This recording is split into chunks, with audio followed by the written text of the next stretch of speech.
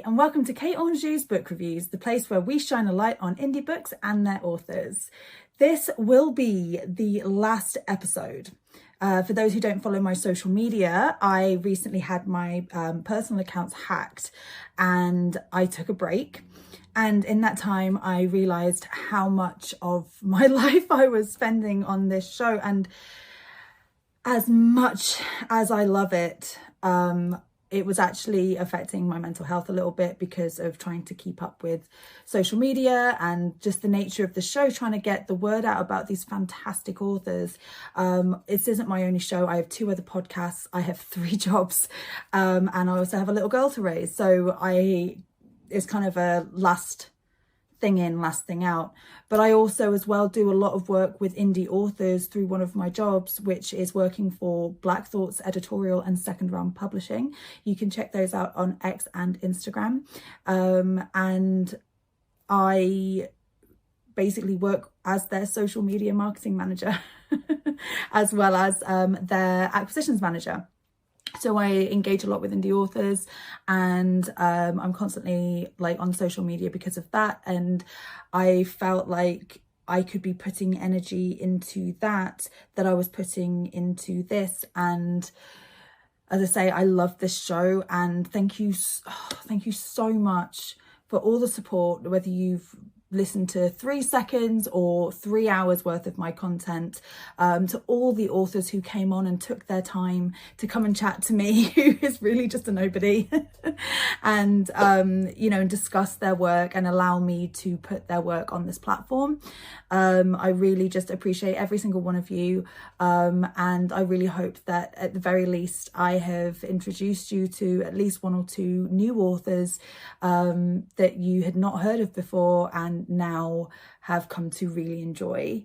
If I can just say that I've done that at least once for each author I've had on here, then I will be beyond thrilled. So let me know in the comments if that's been your experience, if you've bought one of these books that I've promoted and you've enjoyed it. Let me know. And I've said before, just please rate and review these books on Goodreads and Amazon and wherever else, because it means so much and it really helps to highlight these books for other readers who maybe don't know about them, and it puts them higher on ranking lists and things like this. And it's so invaluable to these authors. So if there are any that you've come across and you've liked, or whether they've been on this show or not, like any author, indie authors especially, please rate and review, or even just give a rating. It all helps. So yeah, thank you so much to everyone who's been on, and thank you for everyone who has listened, watched, engaged with, followed me, liked me, anything like that.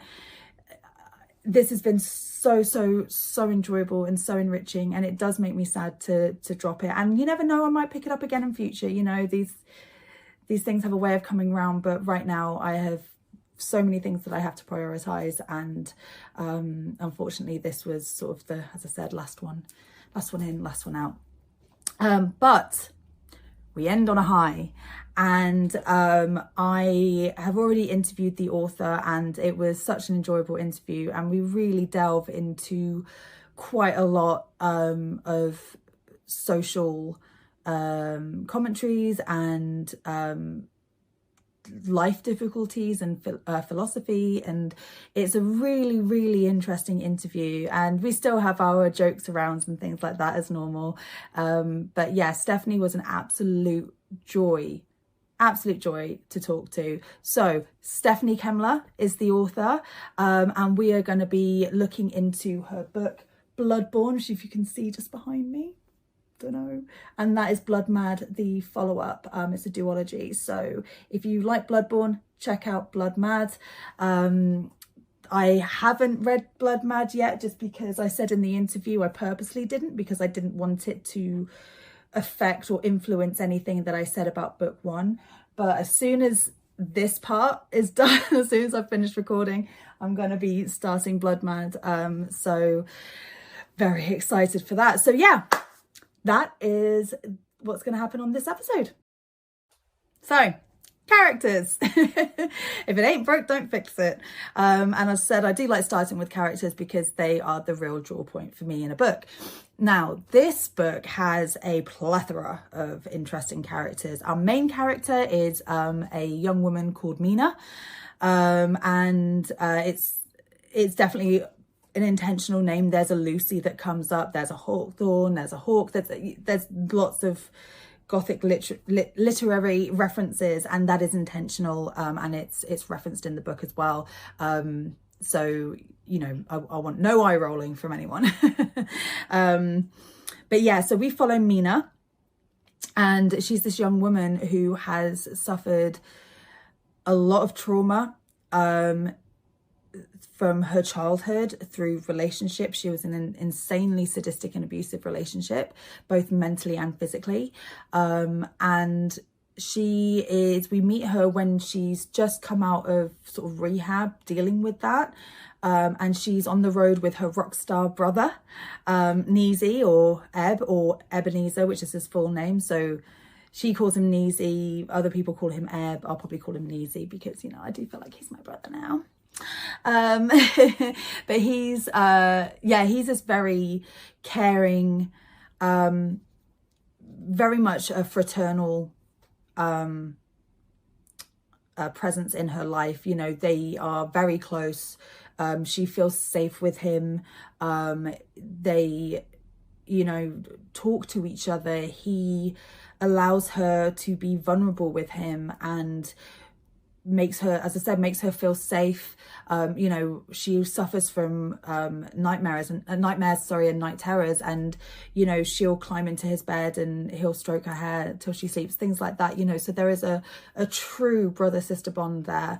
And he is a wonderful character. He's just very cool, very loving. He's quite tough as well.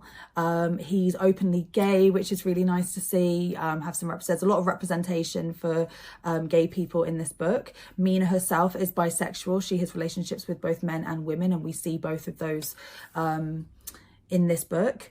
And yeah, Mina is a character when we first meet her, she's in this extremely vulnerable stage of her life, and she has gone through a lot, is going through a lot. She is an artist. She writes graphic novels, like gothic, bloody graphic novels. So that's awesome. And she's just trying to find her place in the world. And as the story progresses, so does her character. We get a really great character art from her, and not just because she finds herself, and not just because, you know, there are things that happen to this character where she is forced to look in the mirror. She is forced to make decisions and have decisions made for her that affect everything going forward. So this isn't some cutesy kind of like coming of age. It's a coming of age story for sure, but it is not cute. It is brutal. And Mina grows in order to be able to overcome these things that happen to her. Part of her growth comes from a character called Marston. He is our first romantic interest that we see. Not her first romantic interest in life by any means, but it's the first one that we see. And he's on the road with the band, along with her and her brother's band. And they have this really beautiful connection over literacy, and they share each other's favourite books. And, you know, Carmilla is one of those for Mina, which is very kind of telling, given her background and what happens to her. It's a very kind of like, very apt that would be one of her favourite books that she just reads again and again. So if you know anything about Carmilla, like, not to go into spoilers or anything like that, but you'll kind of get a vibe of what I mean. And he really encourages her art. He loves her art. They go on these little day trips together, and it's very, very sweet. And he's just, you know, when he's what she needs really during this time of her life. But then things happen, and I don't want to go into too much spoilers, but, you know, if we're going to be talking about all the main characters, the next main character I'm going to talk about is Gregor, and he is the second male romantic lead in this book that we have for Mina. We talk about it in the interview, but basically Mina is a vampire. And she comes clean to Marsden, who doesn't know anything about vampires existing, or let alone that his girlfriend is a vampire, you know? And he rejects her, and she ends up going through some things. I'm going to try and keep that vague if I can, but she goes through some things, some changes, some, you know, life-altering occurrences. And she ends up moving back with one of her other brothers. She's got several brothers, and this one is Hawthorne, and he's this very straight-laced, very kind of conservative, traditional guy who's also a vampire, you know.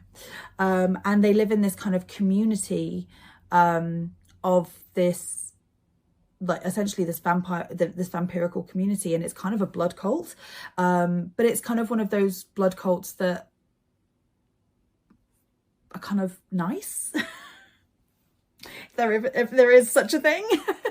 But they welcome Mina, and, you know, she repents for the things that she's done, which, again, I don't want to go into too much detail about because I don't want to spoil it, but there are things that the community and she feels like she needs to repent and confess. And after that, they welcome her with open arms, and she ends up in this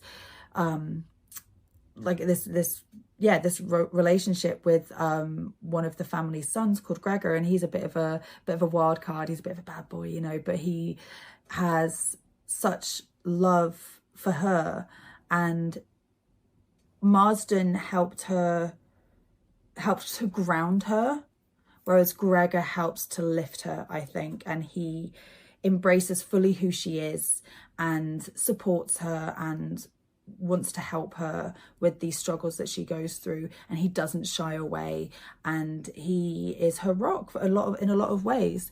And so those are kind of our main players. I've left one out on purpose because, in my opinion, save the best till last. We have Lucy, Mina, Lucy, you see, and she is the villain of the piece. God damn it, she is evil. She is Mina's ex-partner, ex-girlfriend, and I'm pretty sure, it has been a couple of weeks now since I've read it, but I'm pretty sure that she is Mina's first love. And she manipulates the shit out of that and abuses Mina emotionally. She cuts her off, she isolates her, all of the classic abuser techniques to essentially have complete control and power over someone. And we find out as the book goes on that she essentially makes Mina a free-for-all buffet for her and her friends, her, you know, because she's a vampire too. And there are two types of vampires. I'm going to go into that in the next section, but there are two types of vampires, Bloodborn and Bloodmad.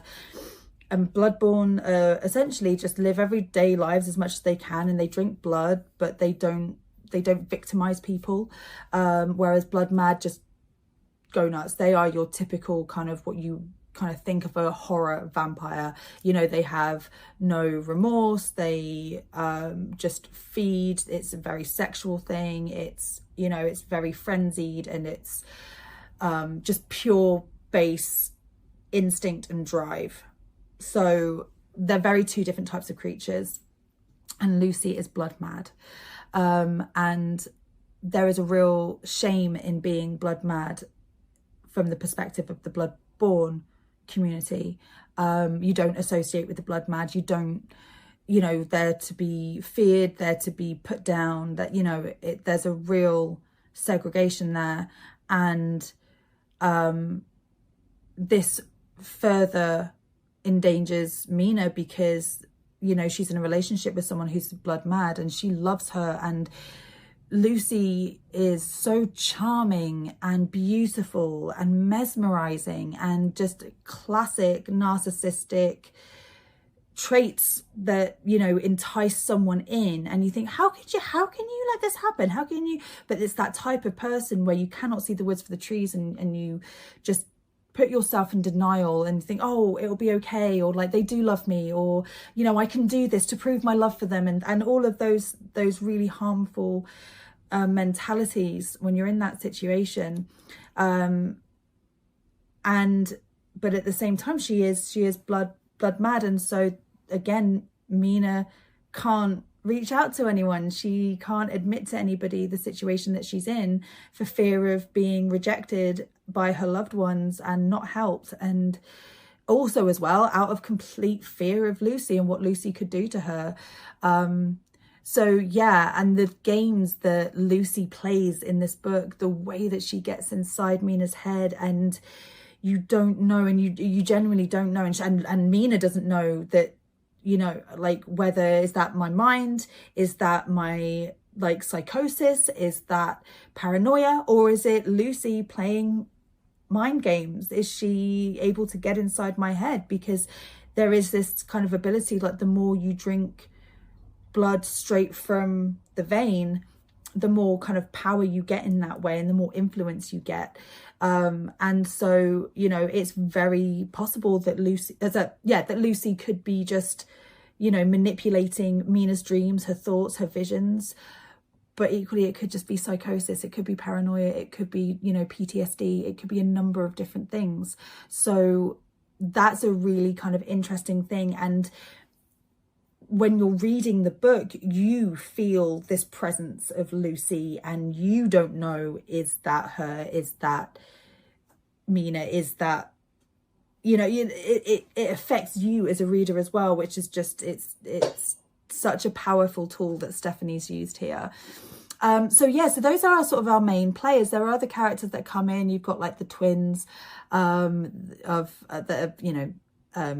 other brothers that are very, I say mischievous, it makes them sound like Fred and George Weasley. They are so much darker than that, oh my god. And like, but they are very funny, and they, I want to say they're harmless. They're not harmless, but like, they're not evil either, you know. They love their family. They, you know, they just want to have fun. It's just that their version of fun is kind of extreme. So yeah. So yes, those are the characters. So I'm going to talk a bit about the lore of Bloodborne.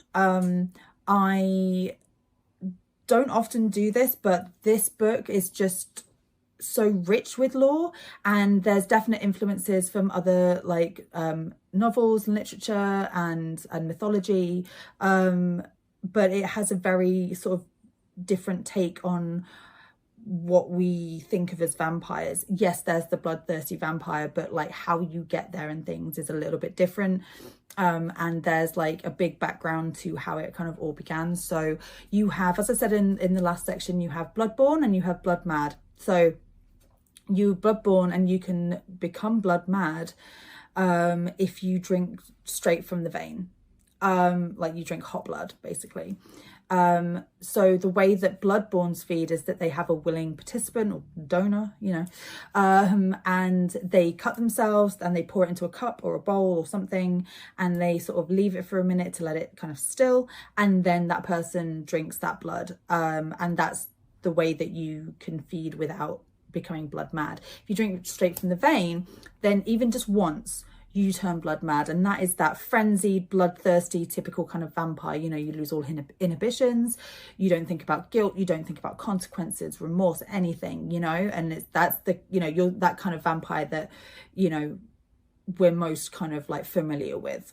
So yeah, but like ages and ages ago, and when I say ages, I mean literal ages, like way back when, there was this rampage of blood mad vampires, and we start the book out with this village who are hiding behind closed doors, and they are listening out, and they can just hear the blood mad go on this absolute frenzy, and they create this sort of religion to protect themselves, and there's all this scripture and there's all these words that they have to say when they feed, when they, you know, perform rituals, anything like that.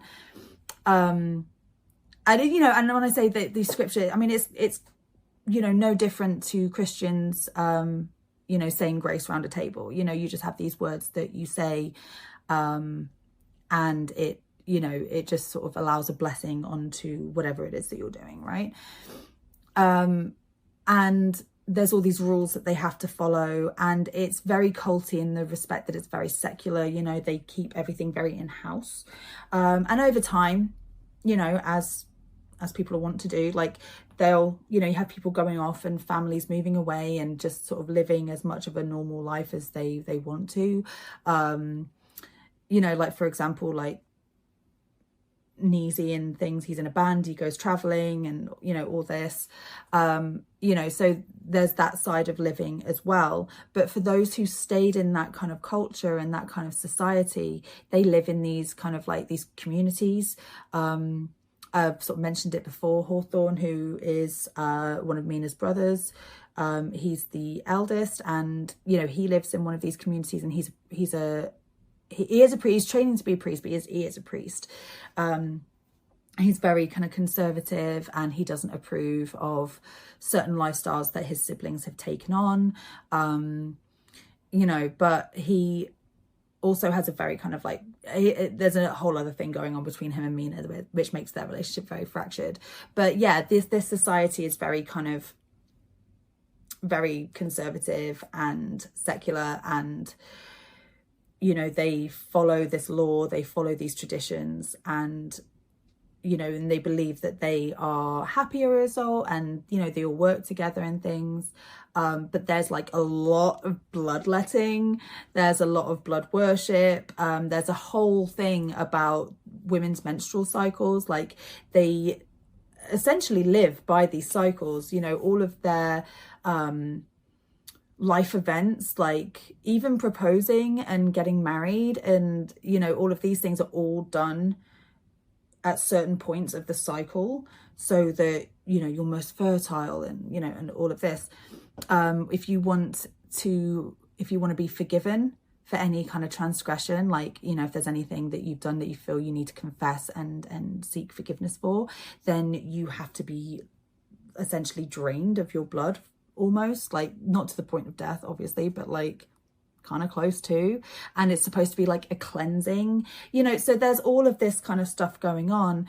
And in the meantime, Bloodmad are just in the background, just like going nuts and, you know, having orgies, and you know, so you really have to kind of think like, who's got it right, you know? No, I'm just but like, it's very interesting, these two parallels, and being that Mina has kind of lived in both worlds. So she lived in all worlds. She's kind of lived in the Bloodmad world through her relationship with Lucy. She's lived in kind of like the more normal, quote unquote, world, you know, being on tour with Neezy. And then lastly, she goes and lives with Hawthorne, who's, you know, in this very traditional community, and she starts to adopt these practices. And after everything, she finds a kind of peace there. You know, she starts to feel like she's found her place. She starts to form relationships that are healthy, and friendships that, you know, are sincere. And she sort of adopts, like not a new family, but she starts to sort of see healthy looking families, because hers was so, well, unhealthy. You know, there's awful things that happen to her as a result of some of these traditions and laws, and you know, the attitudes that people, you know, especially the more conservative characters, the attitudes that they place on certain atrocities are just mind-boggling, you know. It's very victim blaming, there's a lot of denial, there's a lot of, you know, these things that unfortunately we still see a great deal of today. And so when you have, you know, Mina tell of these awful things that have happened to her, or, you know, as readers we witness these awful things happening, they kind of get explained away or pushed under the carpet, or, you know, anything like that. It's unfortunately relatable, because, you know, we see things like, if it's not happening to us, it's probably happening to a loved one, or we see it in media, or, you know, and yeah, it's a very interesting look at this sort of social commentary from a supernatural standpoint, you know. And it makes things like that is what make this book so relatable. I'm sort of veering off the law here, but I think it's worth saying. I say in the interview as well, like, this book really kind of reminded me of something like Buffy, the TV show. Just one of the reasons why I feel like Buffy is so timeless, and it's still considered like some incredible television today, is because although it's vampires and werewolves and witches and all of these, you know, things that aren't real, the problems that are wrapped up in these supernatural events are very real. You know, like Buffy goes to school on the Hellmouth because school can feel like hell. You know, she has to battle these vampires when she goes to college, who, for the first time ever, she gets really kind of trounced by, you know, very middleman villains, because you can feel at college like even the most simplest of things is just so overwhelming, you know. So it's kind of like this here, you know, you have these people that have very, very real lives and problems and struggles and identities, and although it might be tied up in more supernatural things, the relatability is still very much there. So yeah, like that's the law, and also a little bit of social commentary for you. So I want to talk about some of the deeper themes. We have themes of things like religion, we have themes of queer representation, and we have themes of things like abusive relationships. There are lots of other themes in this book. To be fair, like, this book has so much depth to it. I could honestly talk about this for hours and hours and hours. I could probably write an essay on this book. I won't, and I'm not going to go on for hours and hours. And I may be doing this a little bit of a disservice. I'm not going to go into these things too hugely, but I would say that if any of those things sort of appeal to you in terms of what you want to read, go check this book out. It's rife. So yeah, and I can only imagine that those things progress onto, you know, Bloodborn, so Bloodmad rather, the second book. So yeah, so let's start with religion, as we were kind of talking a little bit about the more conservative attitudes and things. So yeah, I mean, this is kind of a cult. Most cults are based on some form of religious ideology, or at least a very twisted and warped sense of religious ideology.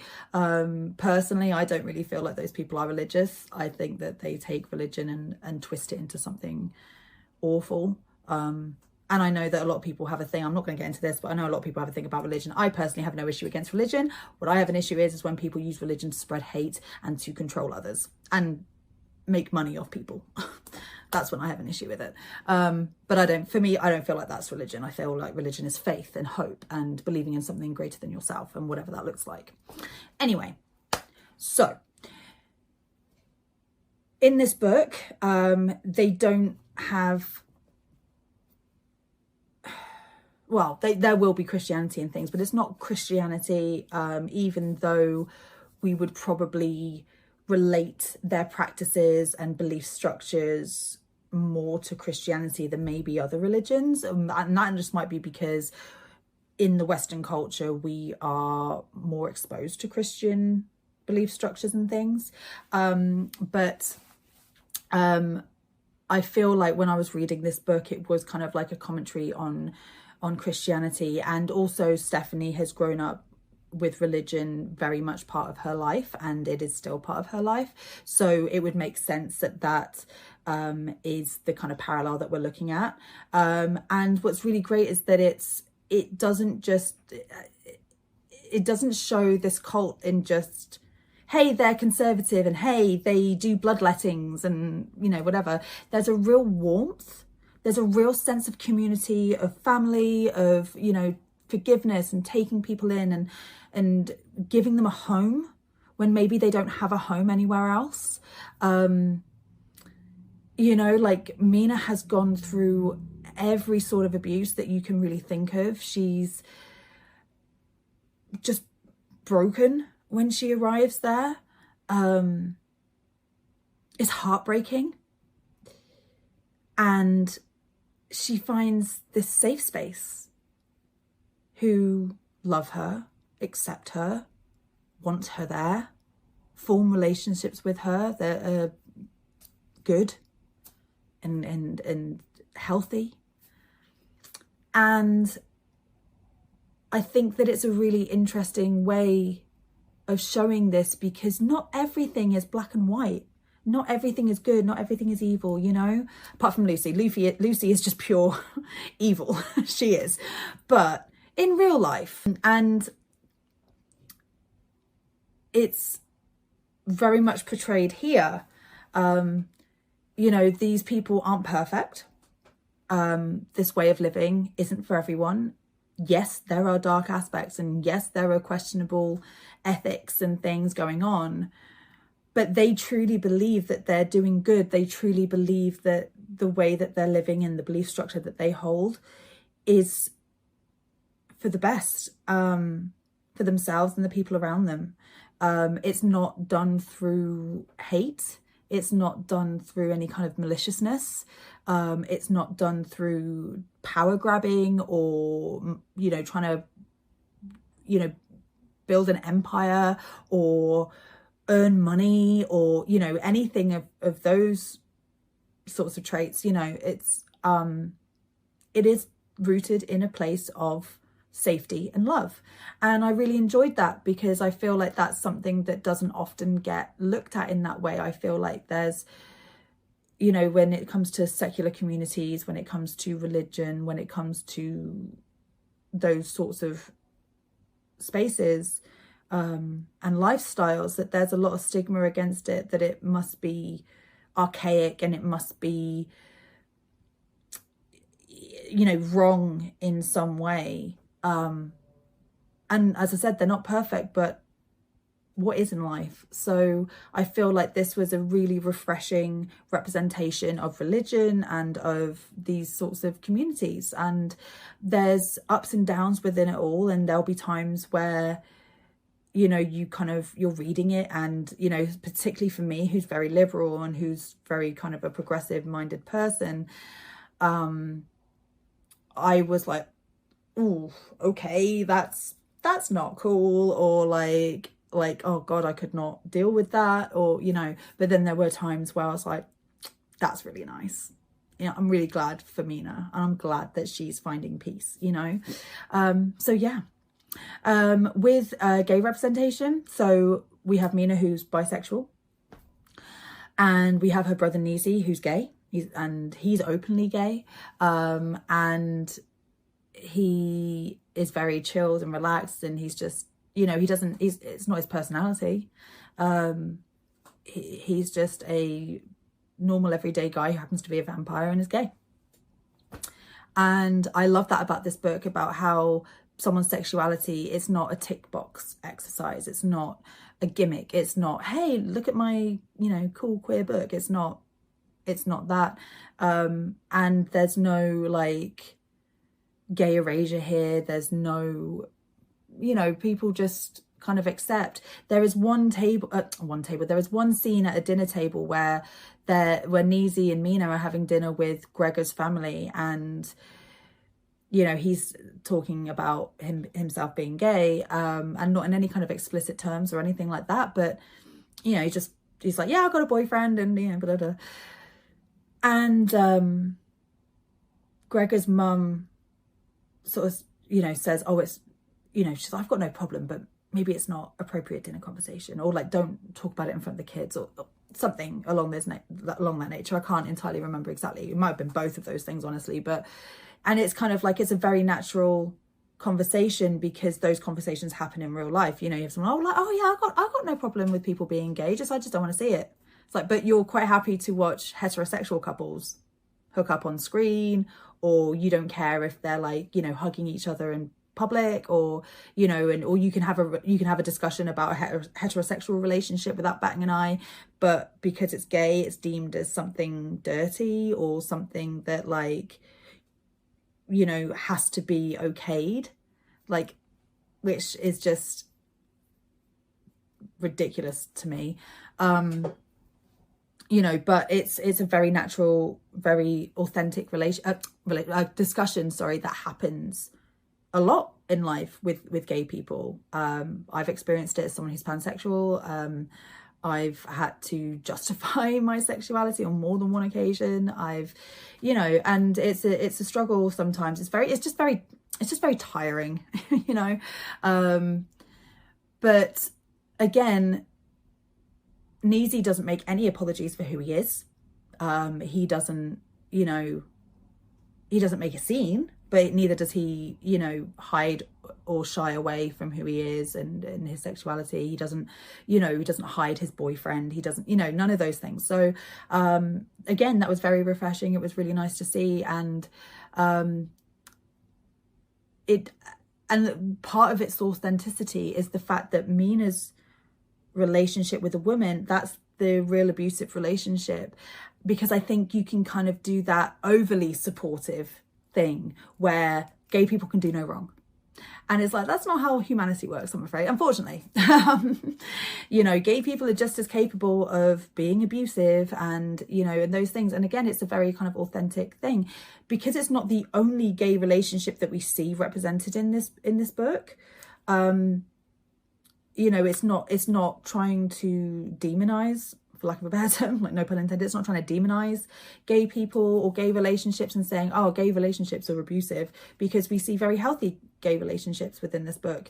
It's just a very authentic look at the entire scope of relationships as a whole: straight, gay, abusive, healthy, whatever. Every type of relationship is explored in this book, and that is, to me, that's true representation. So yeah. And then the last one was, what's the last thing that I was saying? Religion, sexuality, and not sure, let me just double check.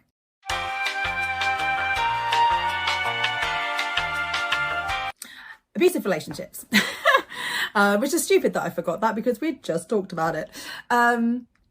So yeah, the last thing is abusive relationships. So as I just mentioned, you know, we see one of the biggest abusive relationships being between two women. It's awful what happens to Mina. It's awful how Lucy takes advantage of her, uses her. She's so sadistic, and she delights in it. She doesn't apologize. There's no, oh, sorry, I'll do better next time. Oh, it's just when I drink. She doesn't apologize. She makes no apologies. She isn't remotely remorseful. She relishes it. She delights in it. She'll do it again and again and again. She says that she loves Mina. She'll say, like, oh, I love you, Mina. We should run away together. We're supposed to be together. It's you and me, babe, against the world. That kind of, all of those kind of sentiments. But really, Mina is just her plaything. Mina is just a source of entertainment. Mina is just an obsession. Someone who she knows she can completely manipulate and destroy.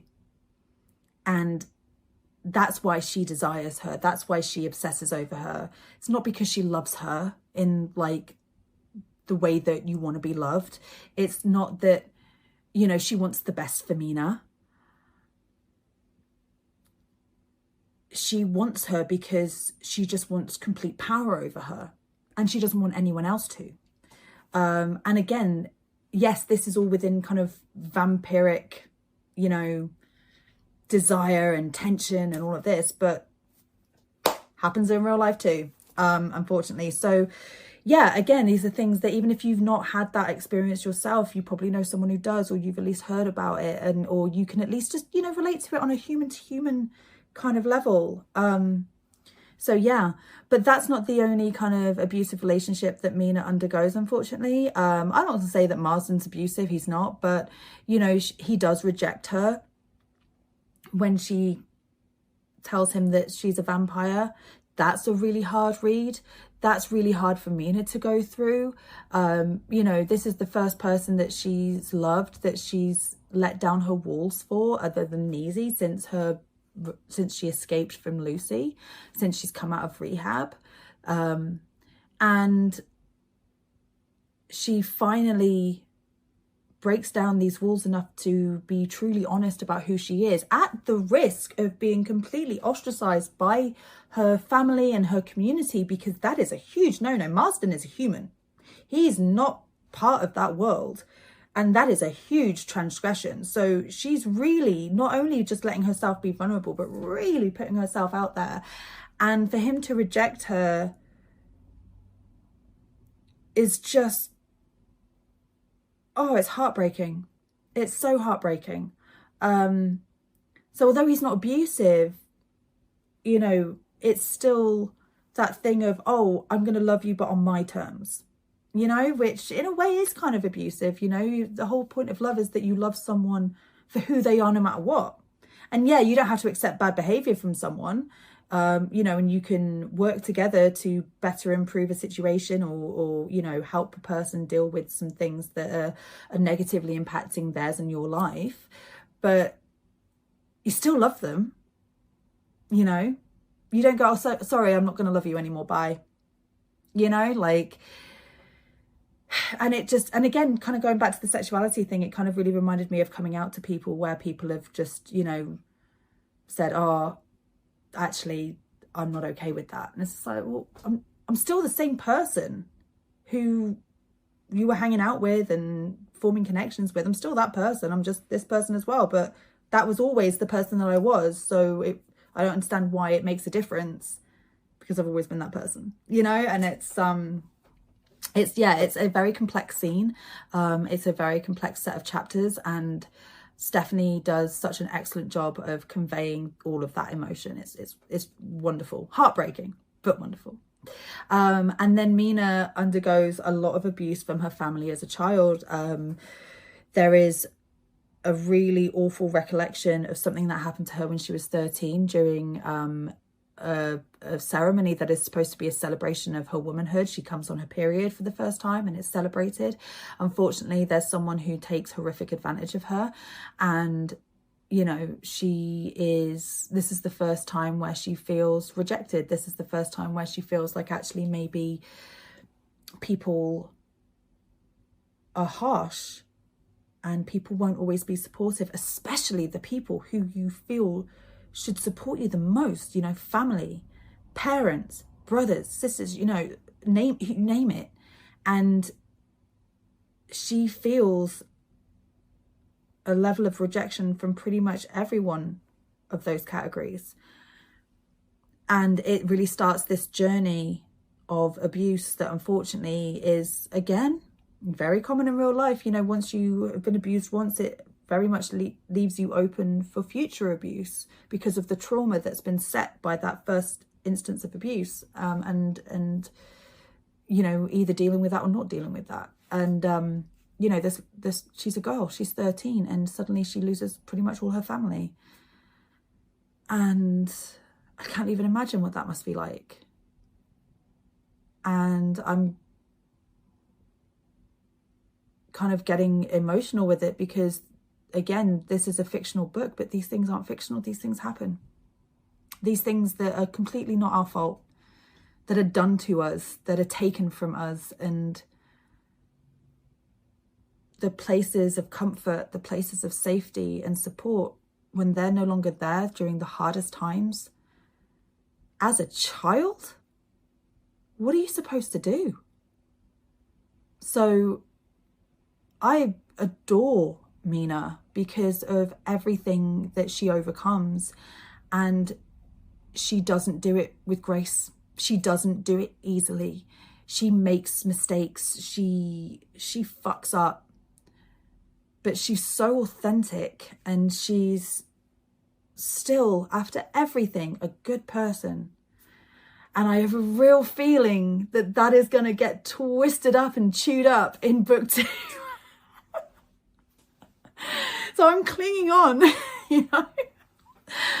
But for at least for the conversation of Bloodborn, yeah, she is so vulnerable but so strong, and it was a genuine joy to read her story, as horrific as it is for most of the time. It was wonderful. So yeah, there's that. So this is probably going to be the last thing that I talk about. I feel like this book, its major merits are the characters and the themes. And I feel like I've gone into that enough without spoiling it too hard, hopefully. It's very difficult to talk about this book without sort of like letting on some of the events that happen and things. But one thing I do want to talk about is Stephanie Kemler's writing. This was the first book of hers that I'd read. I had known of her for quite a while through Instagram, and, you know, we share some of the same online friends. And me and her have been chatting for a while, and we get on really well. She's an absolute babe. Like, she's just so lush. And I really hope that you listen to the interview as well, because it's definitely worth it. She's so smart. She's so smart, and she's so funny, and she's so lovely. She is an absolute powerhouse of a writer, and I really truly wish her all the best in her endeavours, and anything she's got coming up. And I am, you know, very lucky to be privy to a few little hints and clues as to some things that she's got going up. And all I can say is watch this author. She is very exciting. So yeah, keep an eye on her. But yeah, her writing. She is a very prolific writer. She is a very talented writer. She writes so many different types of characters, and they all are so unique. They are all so clearly distinguished. We see it from multiple POVs as well. So the fact that she's able to not only write these characters on paper, so to speak, no pun intended, but to really get inside their minds and convey that from their perspectives is such a talent to me. Anyone who can do that, I just feel like bravo, man, because like I probably couldn't.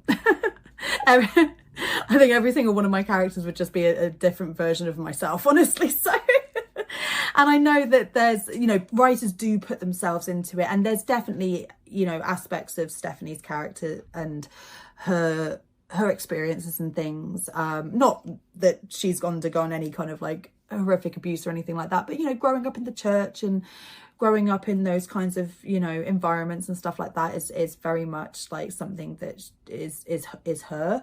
But, you know, she's writing about all of these events and occurrences that, you know, she hasn't had experience in, and she's done the research, and she's spoken to people who have gone through these kinds of experiences. And, you know, she writes so respectfully, authentically, and beautifully.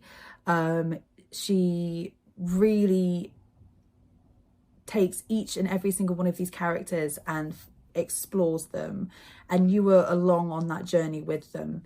And she just comes out with like sentences that are nothing short of poetry. And, you know, there are several times where I was like taken aback by certain prose or certain, you know, sentences. I've just been like, that, oh God, that was good. Like, oh fuck yeah. Like, you know, like, yeah. So not only does she write great characters, not only does she write great stories with complex plots and complex narratives and, you know, fascinating characters and people and history, and rewrites mythological lore and creates new religions. She actually just writes very well. You know, so as I said, please go check out her stuff. These two are out already, and she's got some other projects lined up, and yeah, like I know that she's gonna light a fire. She really is. She already has, in our little section of Bookstagram and things, our little online book community, and the writing community. But I can just see that fire spreading, and it's going to be beautiful. Yeah. So that brings me to my conclusion. If you can't tell, I love this book. I'm so excited to read Bloodmad. Oh my gosh, I can't tell you. I'm actually going on holiday soon, so I think I'm going to be cracking it out then. Give me some real good focus time. And I have had such a pleasure getting to know Stephanie and interviewing her and discussing this book and reviewing this book, reading this book. And I am so honoured and delighted that she is my final guest. She's been someone I've wanted to get on for quite a while. She's definitely one of the authors that I had in mind when I started this series. Unfortunately, I didn't get to everyone that I wanted to, but maybe in future, if I give this a resurgence, then I can get some of those other authors on. But please go check out the other interviews and other reviews. And, you know, I'm still on the social medias. My Instagram page is now kind of more of a personal page, but it's still very kind of like book content heavy. I'll still be doing little mini reviews of like ARC reviews and also as well just like any kind of books that I read. As I said before at the beginning, I'm doing a lot of work for Black Thoughts Editorial and Second Round Publishing. So you'll see promos for that, and you'll see you know, authors that we're representing through those companies and stuff about their works. But I also will still be putting up little bits here and there. So, you know, just funny things, sharing ridiculous gothic, you know, stuff on my stories. So feel free to go check that out. So there has been a change of name on that account because the show's ended. So I felt Kate on Shoes book reviews like given that the content going forward isn't going to be specific to that, I felt it needed a name change. So now it is Between the Pages 37. So at Between the Pages 37. My TikTok's still the same, Kate on Shoes book reviews. I don't really post so much on there anymore. But you know, if there's an ARC review or something, then I'll crack that up. And I am now also on X, formerly known as Twitter. Literally just joined that, so give me a following. I've not got loads, so help me build it up. And you can find me there of Turning of Pages. So yeah, and you'll see my smiling face. And then if you're interested in the work that I'm doing for Black Thoughts and Second Realm, they can also be found on X and Instagram. So on Instagram, it's Black Thoughts Editorial. So at Black Thoughts Editorial, and on X, it's Editorial BT. Second Realm Publishing has just set up an X account, literally like today as I record this, and that is at Second Realm 5, the number 5. So any numbers that I've said on my handles or anyone else, it's always the numbers. So yes, that's Second Realm 5. So you'll be able to find us there, and you'll find author announcements, and I put up content pretty much most days, funny reels, memes, all stuff about books and editing and writing, and it's all very relatable and kind of, you know, but yeah, please give us a follow. And you can follow Stephanie on Instagram at Writing Stephanie Kemler.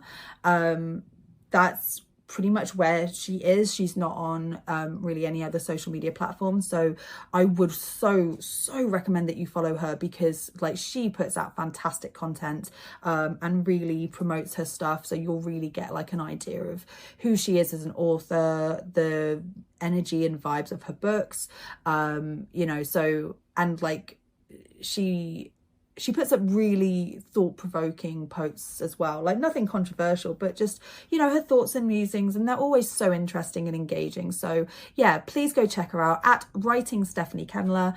You can buy her books on Amazon and Kindle Unlimited and Kindle, and also through Curious Corvid Publishing. Also, as well, I suggest you give them a follow because they are a fantastic publisher. And Jeremy, for example, Jeremy Magegi, who Jeremy Magegi, I'm blanking on his name. Jeremy, who I interviewed a couple of episodes ago. He's with Curious Corvid as well. So, you know, they do have some really great authors. So yeah, go follow them too. And that's it. That's Kate Anjou's book reviews coming to a close. And just once more, thank you to everyone who's been part of this journey, no matter how big or how small. I love you all. You're wonderful. And I hope you've enjoyed the content. And most importantly, I hope you found some really amazing books and authors to have as part of your literary world. Bye.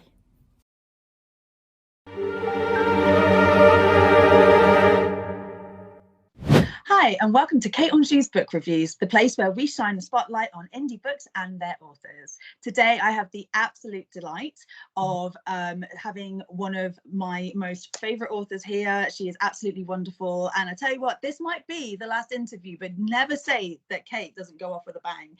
Today, I have the pleasure of introducing you to Stephanie Kemler, and today we're going to be discussing her book, Bloodborn. Here. So Stephanie, thank you so much for coming on the show. Really do appreciate it. How you doing? I'm doing great. I thank you so much for having me on the show. And yeah, I'm excited to get started. Oh, fantastic. Me too. Cool. So as usual with these things, I just want you to just talk a little bit about yourself, a bit about who you are, and just to give it like a brief synopsis of what Bloodborn is about. Over to you. Sure. My name is Stephanie Kemler. I am the author of the modern gothic vampire romance series, the Bloodmad Duet. I know it's a lot. And it encompasses the two books, Bloodborn and Bloodmad. It's a completed series if you want to binge the whole series. It's already out there. And I've been a professional writer now for about 4 years. I am a trained writer, but I didn't really get into novel writing until 4 or 5 years ago. And I live in Philadelphia. I did not know this, but it is one of the spookiest places I've ever lived.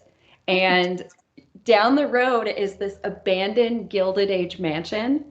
And like, it has this connection to Titanic. Like, it's like incredible. I know the whole story. And it's like, you can't even go in there. And it's like crumbling on the inside. It's like condemned, is it? Yeah. Yeah. But you can see the outside, and that is like down the road, and it is just so like, I don't know, I'm eating up the vibes of living here. So I need to make a trip. I need to book a flight. Obviously. We can do a gal pal ghost hunting kind of. Be so fun. It'd be so much fun, right? I'll look into it. I'll call my agent. And speaking of spooky stuff, Bloodborn and Bloodmad are the story of a young woman named Mina Coffin, which is my favorite name. And if I could change my name to Mina Coffin, I would. And she's in her 20s. She's experiencing all the normal things of her 20s. Family drama, establishing her career. She's, has a messy love life and trying to figure out her sexuality. However, she is the descendant of a centuries-old blood cult. And the backstory is that in the 1300s, in Transylvania, of all places, the plague there changed their DNA of this little village, of the people in the village, and they needed blood to survive. They needed to consume blood. So about half the people in the village figured out through trial and error that if they took blood donated in a cup, then they could keep themselves alive. And that practice turned into a tradition, turned into a faith. So the Bloodborn people are this secret underground blood cult faith. And then other people in the village decided to give into their bloodlust and, destroy all their neighbors, take all their blood. They got fangs. They created their own society based on power and privilege and like violence and strength. And they are known as the Bloodmad. So we have modern day Mina, and the first book, through a terrible accident, she turns and becomes Bloodmad. And it's not a spoiler, like we know this early on in the book. And the first book is her trying to deal with it, trying to figure out keeping secrets and how to live with this new identity as it's unfolding. And then book two, she throws caution to the wind, gives into her bloodlust, and becomes sort of what we would think of more classically as a vampire. And she's trying to figure herself out through that process too. So those are the two books. That's the Bloodmad Duet. Cool. Yeah, it's quite, because in your books there's this really kind of interesting sort of take with the narrative, and you kind of give us little hints as to what might happen. Like it's like almost breaking the fourth wall. Like you kind of talk to your readers, to your audience, and it's like, like, oh, little did Mina know that she'd come to regret this conversation forever, or like this is going to be like a real turning point kind of thing. And it's like it was really interesting because I don't really know, I mean, I'm not saying it's the only book that's ever done that, but I haven't really come across that before. And what it does is it creates this sort of like, you think everything's nice, and then like you read that and you're like, God damn it. The whole book is like that. I think I messaged you at one point, didn't I? And I was just like, well, everything's great, so everything's clearly going to go wrong. So yeah. Clearly. Like I'm so uncomfortable right now, damn it. Like it should be nice. I should be enjoying this, but no, because I know how this is going to go. It's going to all go to shit. So and like it was that, like, what made you kind of think of doing that? I am a big fan of Thomas Hardy. Is my favorite author of all time. I've read almost all of his books. And this kind of like 19th century, it's called like third person omniscient with authorial intrusion. I can never say that. And authors of that era were another character. Like the narrators were inserting themselves in the story. And I think it started to become natural to me because I think the books have such legend and lore in them, and I built that whole system. And I love those stories that are like an oral history, and you're getting, I don't know, the idea of like sitting in front of a campfire and telling these stories and being introduced to them from a narrator and from someone who has an intimate relationship with the listeners. And so between those two, like my love of naturalist literature, my love of 19th century literature, and then the type of books that they are, it just came out that way. And it came out that way naturally, which was very weird to me because you're not a panther. Not the way I talk. In my head, I'm very like, I don't know, intellectual, using fancy words, whatever. And then when I talk to you, I'm like, it's all cursing and slang and like whatever. Out in people. Right. So it was a neat experience to figure out my own narrative voice, and I did that through the process of writing Bloodborn. I didn't have that when I wrote it. So it's a neat thing as an author to sort of step into your voice. Yeah, no, definitely. It was just like, it's because you mentioned about like the way that it kind of goes through and everything. I just remembered that you did that, and I was like, I should ask about that. I wanted to talk to you about it's kind of a general question. It's basically when I was reading it, it's that really good thing that I love about fantasy, about any kind of good book, but I really particularly like it in fantasy and horror, where you have like these very otherworldly things happening, these very kind of like unrelatable scenarios, but they, through like themes and things, I'm going to be talking a lot about the themes in this interview, just simply because this book is rife with so much symbology and thematic like matters and stuff. So I will be talking a lot about the themes.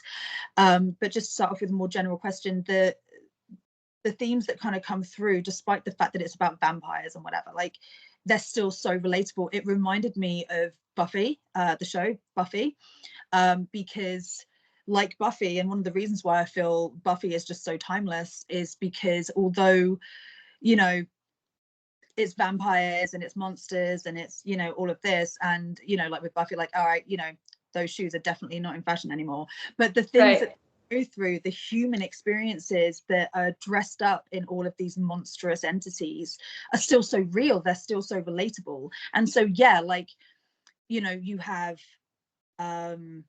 like one scene that I may well mention later is when Mina tells her boyfriend that she's a vampire, and he rejects her, and he's like, it's not like he's terrified or anything like that, because I don't think he is, but it's more like, oh, not okay with that, like, and and he's like, I need to take some space, I don't really know who you are anymore, I need to kind of reevaluate who you are to me, and it's that sort of thing. And it really reminded me of coming out, like, as with your sexuality, to someone that you care about, and them just kind of being taken aback by it, and like not giving you that reassurance that you absolutely want and need in that time. Because, like, you know, like, especially in the last like 20 years, that's very much still a thing that people for some reason care about. Like, I think maybe it's different now, but I also know in a lot of places it isn't. And for me, my coming out experience was a little bit like that. So again, it's one of these things where, like, you have these very kind of like bizarre situations, but the underlying problems within them that Mina and Marsden and Ebb and everyone else like go through are still unbelievably relatable. And I just, you know, wanted to ask whether that was like scenes like that where it's kind of about one thing but also seems to be about another, is that something that you intentionally did, or is that kind of just came through more organically in the writing and it was more subconscious? But That's great. Yeah, something I like about you know, a show like Buffy, or I have a great enduring love for the Vampire Diaries books, not the show. Favorite? Yeah, they're my favorite. And I mean, they're dated, but I think that something that always stands out to me is you can read it on one level. You can read it or you can watch these shows as pure entertainment.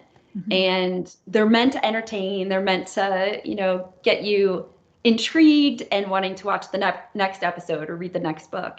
And I love that, you know, I have all different kinds of readers and I've had all different kinds of feedback. And many people are reading it on, I hesitate to say surface level, because, you know, I think they're taking it really holistically, but reading it for entertainment value.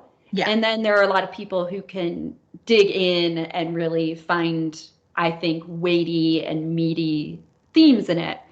And that's so much like all the books I love. That's so much like all the media that I really love, where you can think about it in all different ways. In terms of intent, yeah, actually, I mean, I could talk about like sexuality and Bloodborne all damn day. Yeah. Good. But in particular, that scene, actually, when Mina starts turning after this terrible accident, I kind of had it in my head that it would be loosely metaphorical to, you know, a trans person where their body is changing and they're trying to figure out like who they are, like as this changes, and like their identity. And yeah, then when self and how to tell other people in a society where it's upon, you know. Yeah, I get that. And you know, queerness, of course. And I write just in all these different layers. I describe the way that I write as if I'm kind of creating a painting and I'm doing a sketch. And the first sketch is like dialogue, character, scene. Really simple, almost like a play that you would read. And then I start layering. Then I have I get into more of the action, more of the meat of the scene. I get into the characterization and how they use language.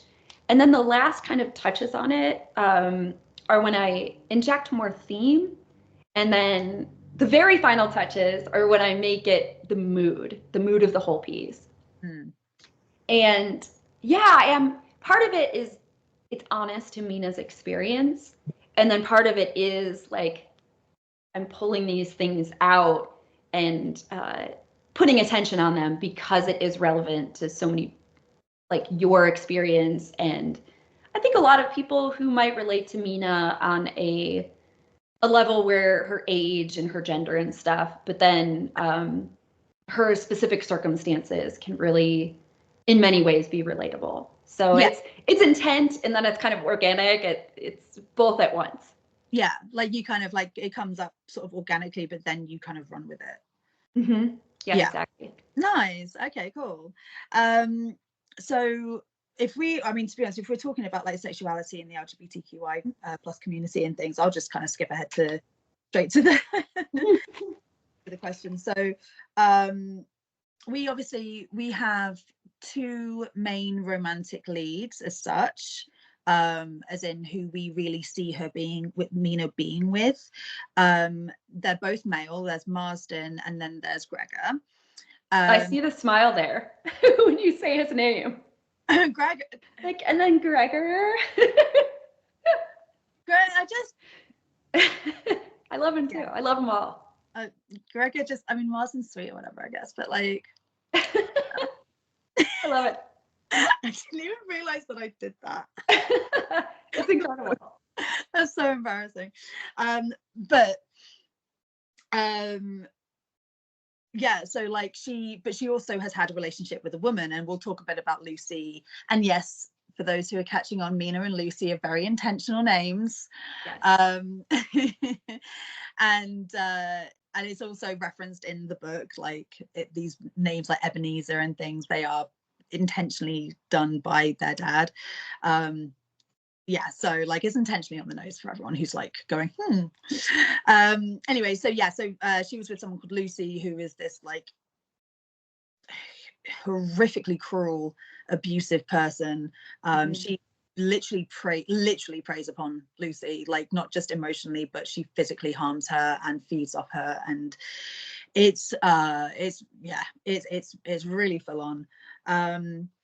But like, you know, she does have this love for her, like it wasn't like pure manipulation. There was, you know, like she did love a woman, she was, you know, with a woman, so you know, she has that bisexuality. Her brother Eb, he's openly gay, and you know, there's this discussion around the dinner table when Mina goes and gets help, and then she goes and stays with one of her brothers, Hawkthorne, who is part of this very traditional community of their faith, and she's round her new boyfriend Gregor. His families, they're having dinner, and Ed's there, and the discussion of him being gay, because I think is that where he mentions it. I can't remember if he mentions his partner or if his partner's there. I think he mentions his partner, doesn't he? His partner is not there, but yeah. Yeah, it comes his partner kind of comes in later, but yeah, like, it comes up that he's gay and he's open. And there's this, it's really subtle, but I think again, for anyone who's kind of like been in a scenario like that, where Gregor's mum, like, although claims to have no issue with people's sexuality, she kind of deems it inappropriate dinner talk. And which just to me is like, but you're quite happy discussing Mina and Gregor's relationship whenever. And there's this kind of like, and Eb is, he brushes it off like he's probably used to it and things like that. And it's not, you know, obviously nothing that he's saying was explicit. It wasn't, you know, he wasn't talking about sex or anything. He was just generally talking about his sexuality. And again, as someone who is pansexual, like this resonated with me, and I thought it was quite like an interesting addition to the scene. Like it didn't necessarily move plot along or anything, but it was like a very natural, organic part. And it is the type of conversations that like gay people and LGBTQ plus people will come across, where it's kind of like, I'm okay with it, but as long as I don't have to hear about it, you know? Right, exactly. And sorry, getting to the point. again, I wanted to know whether like those discussions and those kind of like things that happen like that, and people having those different experiences within their sexuality, and some of it being like perfectly fine and going off and having relationships and having like a very kind of normal like relationship lifestyle, and then those who are more like closeted and or who have, like Mina has a hard time necessarily struggling with her sexuality, like sometimes, especially because it's so tied into the abuse that she dealt with.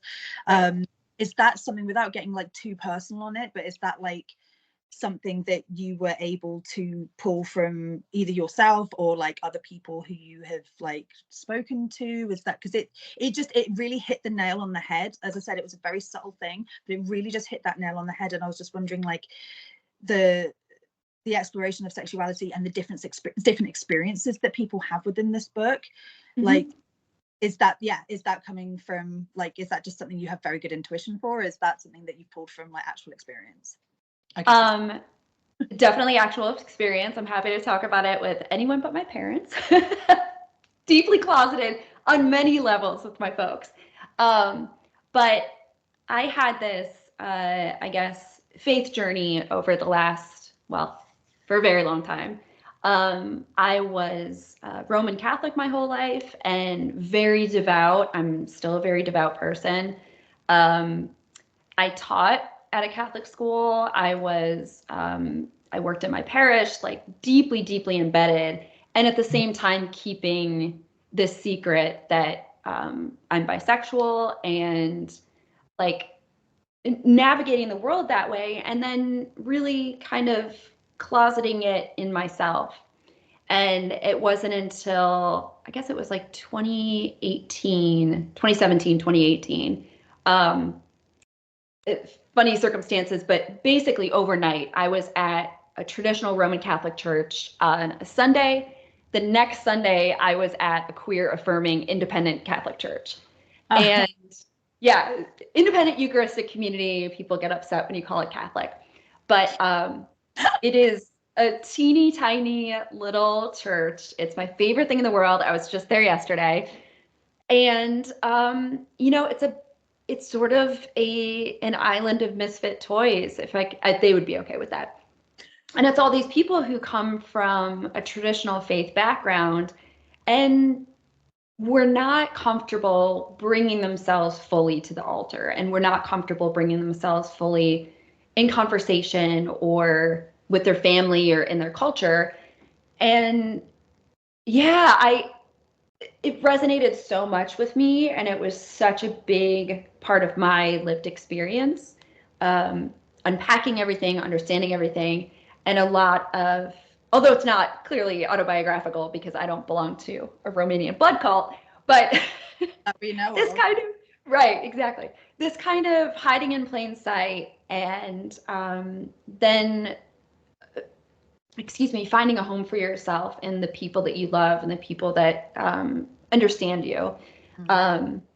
So yeah, I mean, I wanted to think of it that way. I'm also kind of an amateur theologian, highlighting amateur, but I consume anything I can about, you know, different faiths and different like faith communities. And so I did think about it theologically when I was putting together the faith, when I was creating the faith that Mina practices. I thought about the implications of that. Like, it's very, I guess, period forward, like period affirming, and women's cycles, right? And women's cycles are part of their theology. And when you're thinking about that, like, you're thinking about like you know, inborn fertility and like how that affects your relationship to your faith. And that's this conversation that they have at the dinner table. And they bring up this theological understanding of, if blood is so important, you know, don't we need that polarity? Don't we need that polarity between, you know, traditional female and traditional male gender roles? And Ed brings it up, and he quotes Shakespeare, and he says, "If you prick us, do we not bleed?" Yeah. And basically saying blood is blood, like blood is the same. And, you know, this is something we share. And I think that it, at the beginning, it mirrored my faith experience. As I was writing, I was processing a lot of that I hadn't thought of for many years. And then I think it evolved into fully Mina's story and fully, Eb's story. And the funny thing is, I mean, it's not funny, but with Mina and Lucy, that, Lucy is this sort of predatory character, but Mina having, two relationships with men and a past relationship with a woman, it reflects like a lot of bisexual experience, a lot of pansexual experience, where if you're with a partner of the opposite sex, you can kind of be straight passing. And some people call it straight privilege. And it's not like it can be very damaging to pass as straight. And when I was sending my manuscript around to different publishers, I found this indie press and they specialized in queer stories and in like horror, gothic, whatever. So I sent it to them and they were seemingly very gracious when they responded. But basically the message was that my book wasn't queer enough. And I was like, yes, that face exactly. I just was like, what? And I think because there is so much bi erasure and because there is so much, I guess, biphobia within and without the queer community, I think it's really hard for people to sit with the fact that you can be fully bisexual or be fully pansexual and also have a partner of the opposite sex. Because if you weren't, you'd be gay. You'd just be a lesbian. Right. That's fine, but that's not who I am. I'm, I like everything. I like everyone, and, to quote Schitt's Creek is like, I like the content of the bottle. The label doesn't really bother me. This, and I think this is what people don't understand, like, and not to get like too philosophical, but I think people kind of, or the other way around, where it's just like, oh, well, you can't possibly like women because you've only had relationships with men. And it's just like, did you know that you only like someone of the opposite sex even when you hadn't slept with them? Like, did you did? Oh, okay. Like it's there's a lot of complexities and a lot of different perspectives that people have. And like, I feel like unless you are that sexuality, like, you don't know my experience and don't know what's going on in my head. You certainly don't know what's going on in my junk. So like, just like, and I feel like at that conversation, and saying like, blood is blood, it's like, well, love is love, and it's like, it shouldn't matter. I mean, as long as everyone is above age and consenting and everything, like, it really shouldn't matter who you fall in love with, because it's the same thing. And it's like, it's that thing as well of these types of, because I don't want to say like these types of communities, because I don't want to be like jipping anybody out, but like when you have like more cult things, it's about keeping it kind of in the family and things. It's all kind of a bit incestuous, because they never want this, so secular, they don't want anyone else coming in and like, potentially criticizing or knowing things or anything like that. And it ends up being this kind of a level of toxicity about it. So I really like appreciated the fact that Ed sort of stood his ground on it. But again, it wasn't like, it was obviously they were talking about sexuality and things, but again, it was tied into all the law and the rules and the lifestyles of this community as well. But it was, again, still so relatable to any other dinner conversation that you might have with someone who's a bit, homophobic. So it was just, it was just a really, and there's all these little scenes just like that dotted about in this book. It's while this book can be very like full on and explicit, not sexually, actually, that was the thing I was going to say about, actually, there's like, the smut is very like chill, but I have maybe in book 2 it explores, maybe, possibly. But in terms of like, you know, you don't shy away from gore, you don't shy away from like trauma and like PTSD and, you know, abuse and those things, but at the same time there's like a lot of subtleties like just woven in that like you can take or you can leave, but like if you notice them and stuff, it's like mwah, so good. Good. And I think that one of the biggest themes in the series is keeping secrets and the toll that that takes on people. Yeah. And a huge thing that Mina is keeping secret is not only her sexuality. So it makes her, not in flashbacks, but in mentions of her relationship with Lucy, it makes those moments where she had to keep that a secret from her culture, that Lucy is a woman. And then also keeping the secret that Lucy is blood mad because the Bloodborn want to have nothing to do with the blood mad, and how dangerous that is to Mina, that she is, it's one of the reasons why Lucy is able to take advantage of Mina and a great word is able to prey on Mina, because Mina can't really have any honesty with people about this relationship. You can turn to about it, and that is so often the case with abusive relationships. You know, people like abusers will just break that circle down until you're completely isolated, and then you know that's when they really like unleash their full horror. And you know it's so predatory. And exactly, I mean Lucy is a predator in every single sense of the word, like, you know, metaphorically, physically, like literally, like everything. Like she is pure predator. She's ruthless. She will do anything to get what she wants. She'll use people and hurt people, and you know, but she's also charming. She's also beautiful, and she's smart, and she's all of these things to kind of entice you in. And it's like a Venus flytrap, you know. That's it, and no one's going to find you. And because of all of the taboos, you know, quote unquote, that is sort of shrouded in their relationship, like it makes it impossible. Mina has nowhere to turn, there's no one to turn to, and so what else is she going to do? Like she's just got to survive and do what she can. And it's such a common situation, heartbreakingly so, where you just feel so isolated and secluded. So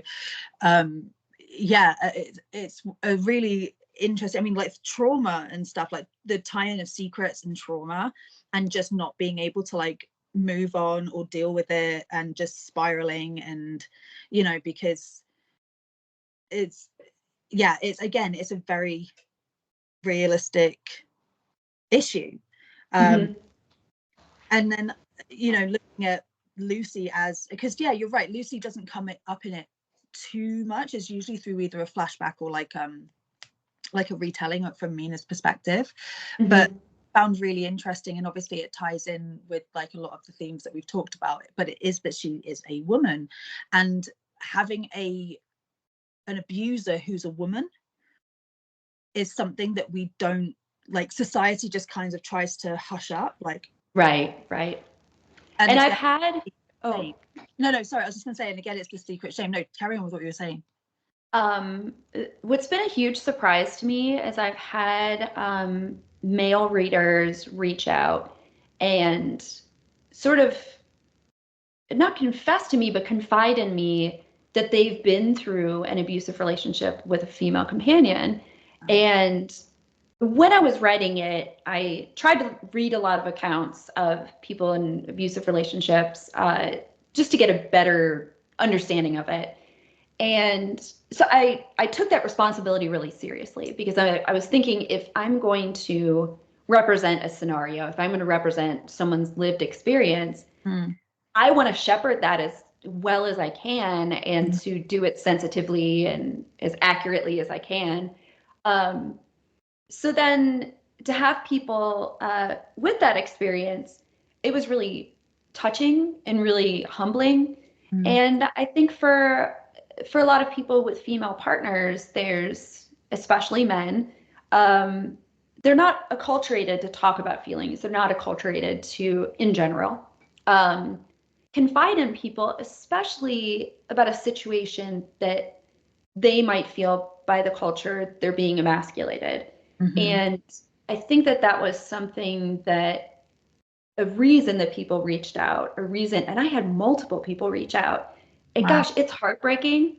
But they felt really, as they said to me, they felt really seen and really heard and recognized. And I think that's the heart of representation in any book.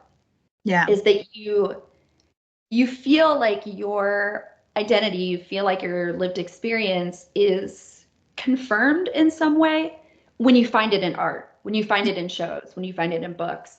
And I think that, you know, I find Lucy very fun to write. I mean, because she's a villain's villain. She has no remorse. She's completely, there's no morally gray. She's like morally bankrupt. And I think, so in that way, it's fun. It's fun to have like a kind of purely demonic influence to write. And then also to see how I could represent that in a way that was convincing and that, you know, and you're seeing it through Mina's lens.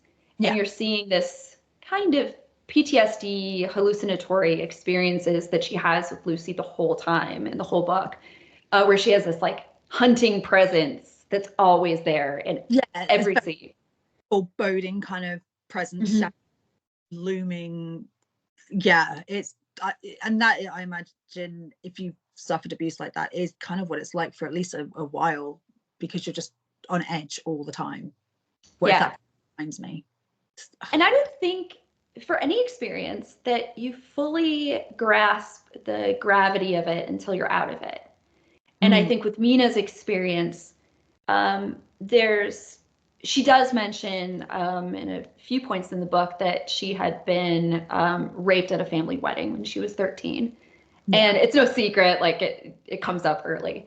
And I think that it's kind of like part of this unfolding, part of this taking apart her experience is as she's having conversations, as the book moves forward, she's really understanding what that meant. And she's really sitting with it and getting some perspective. And I think it's the same with her experience with Lucy, is as she separated herself from the situation, she's like, oh my gosh, I didn't think about this. Oh, I didn't think about that. And I say that like she didn't notice all the red flags at the time, and she didn't notice how predatory Lucy had been. And it was those two things. It was partially, you know, that I wanted to faithfully represent someone's experience, and then partially, gosh, Lucy's fun to write. She's the best. I love a villain's villain. I get so tired of these backstories that like an origin story of like, here's my trauma and this is why I just want, you want a Hannibal Lecter, although Hannibal Lecter was given a backstory in the end. God damn it. Some people are just rotten. Some people just choose evil, and that's their choice, and they might not come from any kind of like Ted Bundy didn't. Tragic. Right. They might not come from some tragic backstory. They might just be like, I don't know, a regular person who then little by little makes these worse and worse choices until the point where that's just who they are. And I love dark romance. I love gothic romance, but there is that, like the bad guy or the lead character is morally gray, but you know, they have a heart of gold, or they've had this tragic backstory. Very romanticized, you know, like and even if they are like cruel and things, like that they'll burn worlds for this one person. Oh my gosh. Yes. Or like it'll be like, oh yeah, but like, all right, he's horrible, but you know what, he killed my rapist father, so it's okay. You know, like, and that's part of the fun. I love tropes. I love those romance novels, but I wanted to give it like a different spin that would also fit into this, I guess, sort of 19th century melodrama of like the bad guy's kind of a bad guy. Like, let's just call it what it is. Well, everyone has to be a nice person. You can still love a character and they be absolute dog shit, you know, like that whole like love to hate them, hate to love them kind of thing, you know, like it's great. It's I loved it. And I think as well, just like with her being this female villain, obviously, like we've talked a bit about also obviously the lure of writing such a character is that it's very fun and you get to be really playful with it and go to some really dark places. But obviously, like, I mean, her character is extremely dark. Like, there's no two ways about it. What she does to Mina is so sadistic. Like, she essentially just makes her a buffet for her and all of her friends. Yes. And then makes Mina believe that that's what love is, you know. So obviously you've spoken about how you've had like a lot of male readers come forward in terms of like their own experiences, which, my God, fair play to them. And I'm so glad that they felt seen and heard. Like, that is so wonderful. Like, it's awful that they've had to go through that, but for them to get a bit of respite through this book is phenomenal. So but like the general kind of like audience, because she's female, like Lucy's female and an abuser, like, because as you said, like, it's kind of like brushed under the carpet. Men feel emasculated, they don't want to talk about it. People are like, oh, what, you got beat up by a girl, you know, and like all of shit. How have you had much response from like other people in terms of like their perceptions of power and abuse from a woman, and how the, you know, how that narrative can be flipped? Have you had much response from that? Actually, no. I think it's either been people, you know, seeing Lucy on kind of a more superficial, fun vampire level, or people who have had this like deep kind of wrestling with trauma experience. And I haven't had a lot of overlap because I think it would be hard to have overlap in that way. But I think people who love vampire stories are kind of aching to have female villains. Because if we look at, you know, what inspired Bram Stoker's Dracula was Carmilla from Someone Le Fanu. That's his last name. Anyway, and it's two teenage lesbian vampires that was written in like 1874 or something. And there is that archetype, I think, that is poorly represented in, or underrepresented in, a lot of Gothic horror, a lot of Gothic fiction. And I think that is something that is exciting to fans of vampire stories, that, oh my gosh, finally we have like this female villain. Yeah. Not that it doesn't occur. Like, there are, you know, serious and exciting and big presence like villains like that, female villains. But I think there's like a yearning for that more in stories, to kind of have like the monsters be of as many genders and as many presentations as we can try to have. I think there's definitely like an imbalance in the ratio between, like, it's like, yes, there are female villains around, of course, but like compared to the male villains we get, and also as well, just like having a female villain who, as you said, doesn't have an origin story. Like, usually a female villain is because, oh, she got raped and then she's all men, and, or like she was abused as a child, you know, all of those kind of like typical things. But the fact that Lucy is just like, nah, she's just fucking evil. right. She woke up today and chose violence. You exactly. know, like, exactly. It's that kind of thing. And I think that's what makes it even more interesting as well. I mean, even if you look, funnily enough, you mentioned Carmilla, like, you know, if you look at the Castlevania stories with Carmilla and stuff, but she still has like a history of being used by men, of being abused by men in Castlevania and things. And, you know, so even though she's like a complete baddie, no pun intended, and like she's, you know, very astute and she's driven and she's like heartless, but it still kind of comes from like an emotional standpoint. And I feel like a lot of female villains have to have this emotional sort of catalyst, which almost speaks to this like diatribe of women can't control their emotions. Oh, she had a bad day, so now she wants to destroy the world, you know.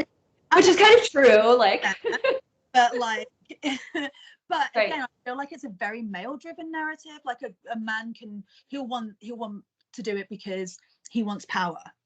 He wants to do it because he wants wealth, or he wants, you know, but it's rare that it's actually from a place of like emotional source, whereas the female villains, they're usually some sort of emotional, you know, root of it all, whereas Lucy's just crazy. For crazy's And sake. I think that was like something that was important to me in terms of, I guess, representation. But I think that takes away from women's agency and kind of infantilizes them in terms of like, oh, they can't make those evil choices. Like they're, like you said, that they're under the thrall of their feelings, but also like that perhaps women don't have the sophistication to do it for power, to do it for sadism or whatever. And I think if you look at, you know, even sentencing in the US, or, you know, prison population in the US, juries tend to like hold back on women. And I think because it is that, oh, they can't possibly be that bad. Like they can't possibly be that evil. And when they are so horrified by it, you know, you do a woman. Right. And I started digging in a bit more to The Girl from Plainville on Hulu, and it's got not Elle Woods. Oh my gosh. Elle, what the heck is her name? That's the third movie that we didn't know we needed. No. That's the next sequel. Oh my gosh, what the heck is her name? Elle Fanning. And it's about the young woman who like bullied her boyfriend to death on like texting. That case. Yeah, because it's a true story, right? Yeah. And it's horribly tragic, of course. I mean, as all these stories are, but she had a otherwise nice family and you know, had all the privileges in the world, and yet she was doing these wicked, terrible, evil, destructive things. And I think that, you know, people can tend to over sympathize with female characters, female villains, you know, in true crime stories, the perpetrators who might be women. And I wanted to give Lucy full intelligence, full agency, the mental and strategic sophistication to do something like that. And I love that in other stories. Like I have my own qualms about Game of Thrones, but like Cersei Lannister is incredible. Like she is just pure selfish evil, and I love it. And I know that you recently interviewed Sabrina Vorman, who wrote Ashen Heart, and that was the second book in her series. And the character Torinia is very similar. She is power hungry, and she's making only decisions that benefit her. And that is such a cool flipping of the script. And when I find these books, when I find these fictionalized accounts, I think it's so cool. I think it's so exciting to give female characters those lead villain like characteristics. Yeah, and I think as well what's really good about the examples that you've given there is that like we like those people, you know, often. They're not like, oh, these power hungry women and they're just bossy and they're really mean and like, you know, like, and it's something to be frowned on. It's something to be celebrated, and as audiences, whether it's watching Game of Thrones, reading a book, whatever, you know, we're there like going, fuck yeah, girl, get it. You know, right. You know, whereas I think of like, I think Miranda Priestley, is it Miranda Priestley and Devil Wears Prada? Yes. Yeah, I knew it was Miranda. I just couldn't remember if I'd made the no you did. Nice. Memory. But yeah, so you know, like she's driven, she's, you know, powerful, she's successful, she's a mother, she, you know, does all the things, and yet she's, I mean, don't get me wrong, I love Devil Wears Prada before everyone asks me, fuck me, but like but we're seen to like see that as a bad thing. We're seen to see her as being cold, calculating, and just because she's, you know, she's got high standards and she's not afraid to tell people how it is, and she's not afraid to kind of like cut loose dead weight, sorry Anne Hathaway, you know, or anything like that. And that thing now where people are watching that film with kind of, you know, modern day eyes, where it's just like, actually the villain of the piece is her boyfriend. Like, he's not supportive. Oh my gosh, he's the worst. Yeah, and like, right. you know, he probably because she's forwarding herself in a career that she wants and she's doing well, and yes, she has to make sacrifice, but like, it's this expectation of, again, of a woman has to do everything and get everything right all the time and be able to spin all of these plates and not let any of them drop. And if she doesn't, then she's selfish, and if she does, she's a dickhead. And it's like, you know, whereas you have characters like Cersei and things where it's just, as I said, you're like, yeah, that she's awesome, you know. She's running only in fictionalized accounts. We should have that disclaimer, only in fictionalized accounts, that I'm like, damn, get it, girl. Yeah, I mean, yeah. But Cersei, I think that there's so many great examples.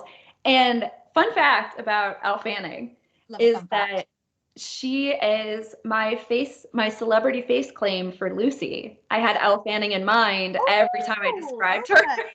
And I don't like to give. I imagine her with like long curly hair, like blonde curls and stuff.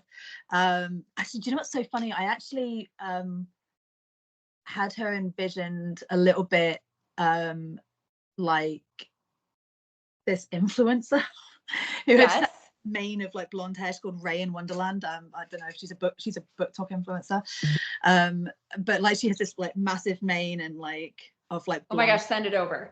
Yeah. I love a good face claim. She's gone a little bit quiet because she's just had a baby, but like her content's great. She's so funny. She's like a fantasy romancy babe, like so yeah, she's good. Ray in Wonderland if anyone wants to follow her. Also follow me though before you follow her, because rude. That's how you find her out. That's how you figure out who it is, right? Gateway. Yeah, like who like, maybe, I mean, yeah, Elle Fanning's a good one. Maybe like what's her name? Oh, I suppose she'd be a bit old though now. That's the thing, like my like knowledge of actors is like firmly in the 2000s. So I'm like, oh, what about this person? Oh, they're like 40. Okay. I was thinking of what's her face. She was that actress who turned up in a lot of like, oh, you could have Micah Monroe. Maybe she's still a little bit old, but who was in It Follows and The Guest. Oh, I don't know. Oh, shoot me, DM me a picture, because I love a good face claim. And it's funny because my friend, our friend, Jillian Dowell, the other side. Oh yeah, she's up there. She's everywhere. She's everywhere. Yeah, I've got her there too. Right. She's the best. But she gifted me the face claim for Neezy, for Mina's brother Eb. And he is a young model named, the account name is Arab Atticus. And he is spot on. I will send it to you. Now? I will. Oh my gosh. And it's so funny because for me, like these face air, like H-E-I-R. Of. Oh, okay. Atticus. Atticus. Oh, okay. Atticus. Are you looking it up? Oh my gosh. It more in book 2, because once she sent that to me, I was like, oh my, like you could see. Yeah. If you look at his reels. Pardon? I imagine him balded and beardy for some reason. Like a young beard, but he has short hair.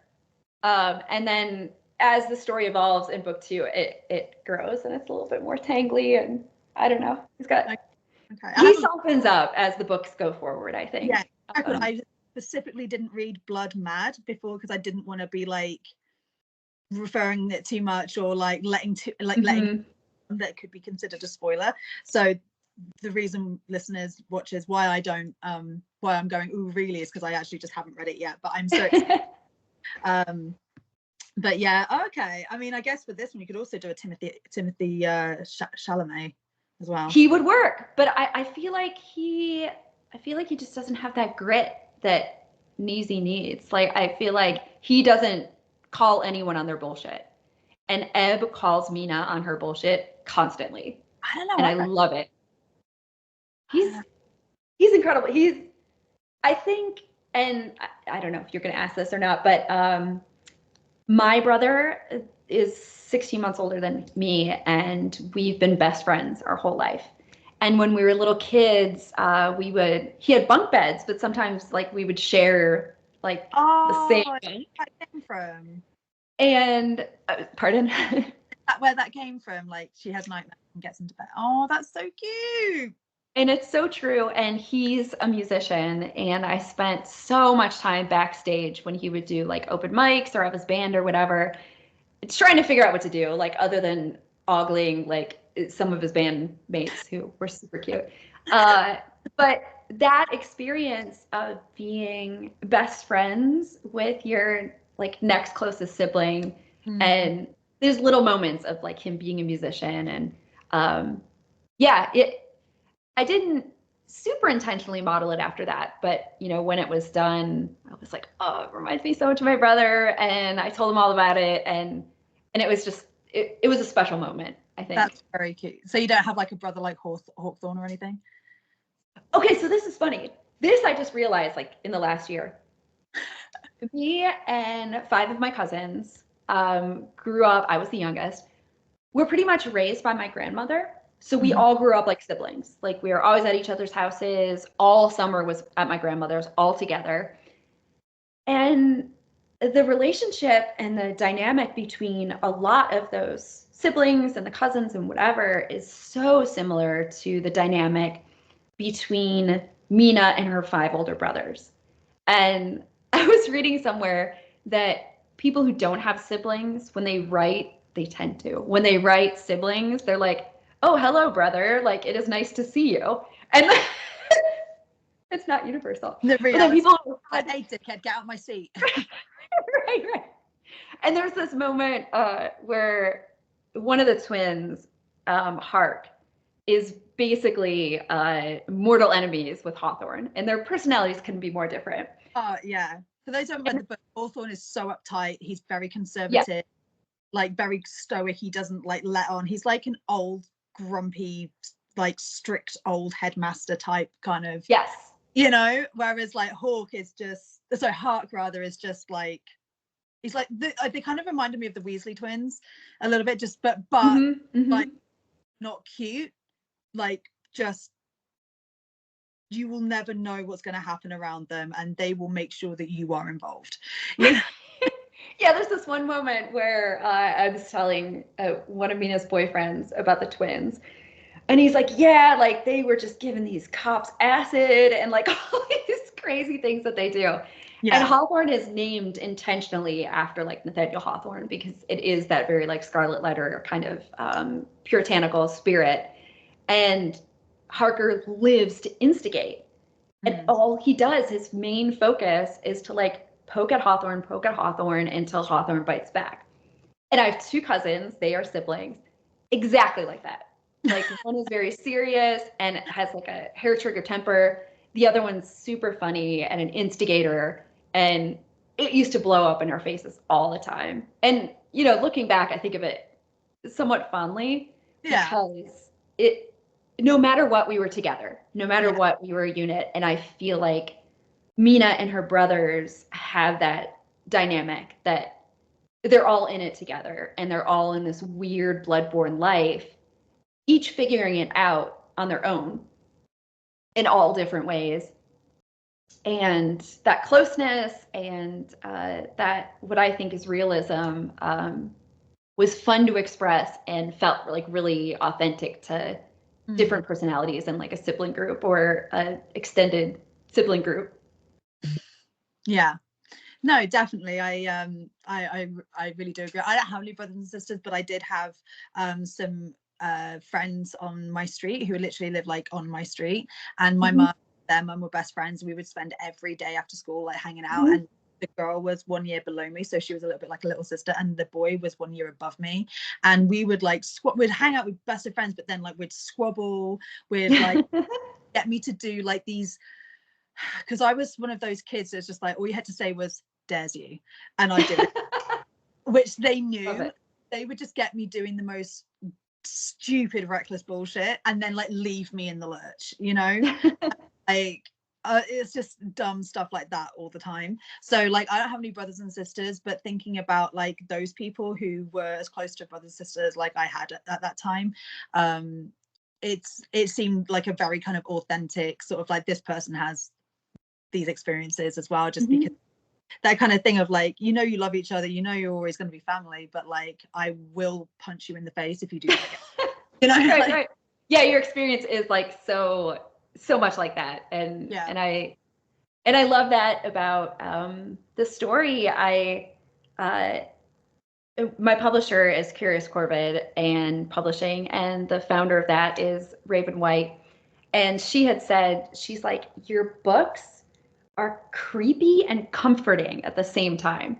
And she's like, there is this like warmth about it that like shouldn't be there. But she's like, you do have these like family moments, and not in like a Hallmark family moment, but you have these familiar moments that give it this warmth that makes it hard to categorize. It made the book a little bit stranger in the genre and a little bit tricky to market, because you don't see it very often. You don't get like creeped out and comforted in like the same book. Yeah.